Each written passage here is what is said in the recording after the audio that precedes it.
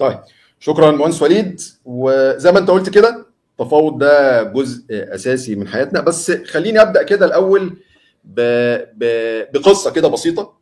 تمام. بحاجه كلنا بنشوفها. يعني انا عارف ان انت حضرتك ومتابعين بتوعك يعني معظمهم مهندسين وفي ناس مش مهندسين، بس انا خليني ابدا بقصه. واحنا في اثناء السيشن ان شاء الله انا هقول امثله كتير في حاجات مختلفه كتير، بس انا ابدا بالمثال ده.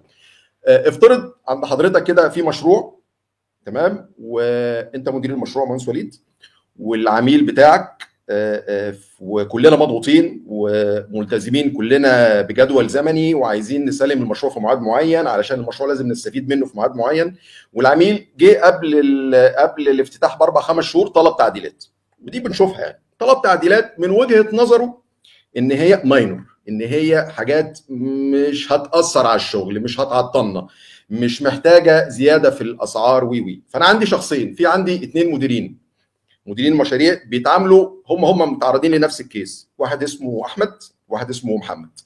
احمد اول ما ممثل العميل قال له القصه ديت، قال له لا يا باشمهندس، لا احنا ملتزمين بجدول زمني ولازم اخلص في الميعاد، وده مش في نطاق عملي والعقد ما بيقولش كده وي وانا رافض كل الكلام ده.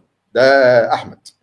تمام. فممثل المالك بدأ يتوتر، بدأ يتناقش مع احمد، ما وصلش الحل، رجع للاداره بتاعته، الاداره بتاعته كلمت الاداره بتاعه المهندس احمد، حصل كلاشات وضغط وتهديدات، ويا جماعه احنا مش هنتعامل معاكم لو انتوا بتعاملونا بالمنظر دوت، احنا مش هنتعامل معاكم في المستقبل، واحنا ممكن نجيب مقاول عليكم.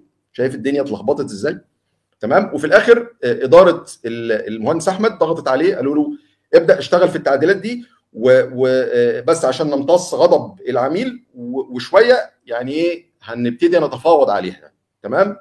بس الموضوع مشي وبدا هو يشتغل تحت ضغط وي والقصص ديت، وفعلا بدا. وطبعا المشروع خلص وهو ما كانش اتفق من الاول. ده المهندس احمد. تمام. المهندس محمد بقى ده نفس الكيس. اوكي. اول ما العميل طلب منه التعديلات ديت، بدا يسمع العميل، ما رفضش وفي نفس الوقت ما وافقش. بدا يسمع العميل كويس قوي.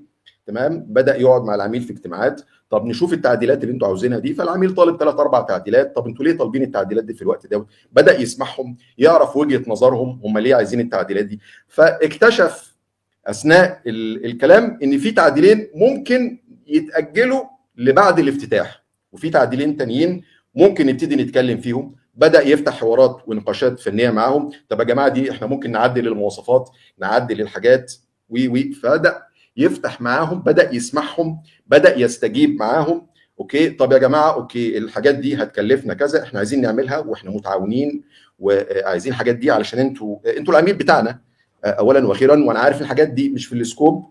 اوكي، بس خلينا نتفاوض. طب دي بمليون، دي ب2 مليون، طب العميل لا مش هقدر ادفع اكتر من مليون دلوقتي، طب ماشي خلينا نثبت الكلام دوت. طب ممثل العميل، طب احنا هنبقى خسرانين، طب ما تخلي فيما بعد في المستقبل لو في مشاريع ما بيننا اوكي تعوض خسارتنا في الحته ديت. وبدا يكتبوا محاضر اجتماع وي. اوكي، والمشروع مشي وعملوا له التعديلات، وفي تعديلات اتاجلت لبعد الافتتاح.